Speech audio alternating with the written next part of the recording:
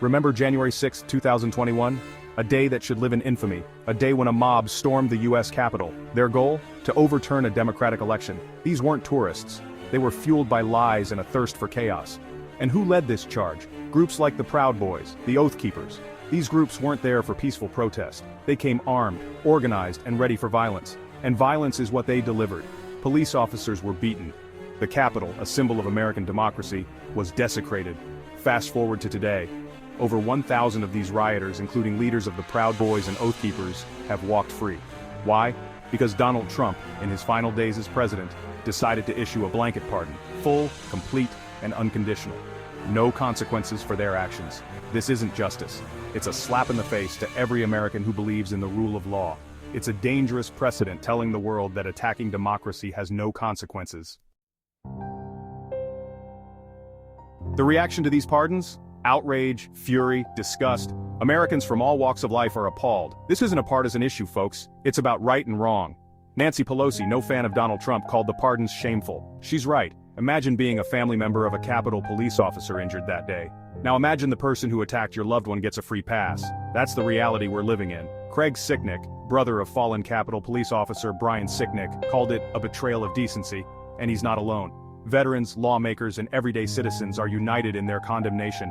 These pardons tear at the fabric of our nation, they deepen the political divide, and they send a chilling message: violence against the government is acceptable. One pardoned rioter celebrated by doing what any rational, remorseful person would do. He cut off his ankle monitor. That's right, folks. This pillar of society decided that even the lightest form of monitoring was too much. This isn't about freedom of expression. It's about a blatant disregard for the law. This individual, emboldened by Trump's pardon, is basically flipping off the entire justice system. And what message does this send to others who might be considering violence against the government? That they can act with impunity, that there will be no consequences for their actions. It's a dangerous and disturbing precedent. This isn't justice, it's a sick joke. And the punchline? We're all living it. Despite Trump's blatant attempt to obstruct justice, the fight isn't over. The Justice Department is continuing its investigation into January 6th. They're going after everyone involved, from the foot soldiers to the architects of the insurrection. Hundreds have already been arrested, many have been convicted. And the Justice Department isn't letting up.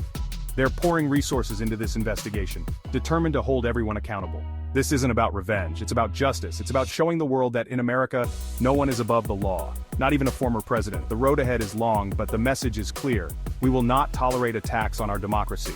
We will hold those responsible accountable. And we will defend our democracy no matter the cost. The road ahead is long indeed, but the determination to uphold justice is unwavering. The message is clear. We will not tolerate attacks on our democracy. And we will hold those responsible accountable.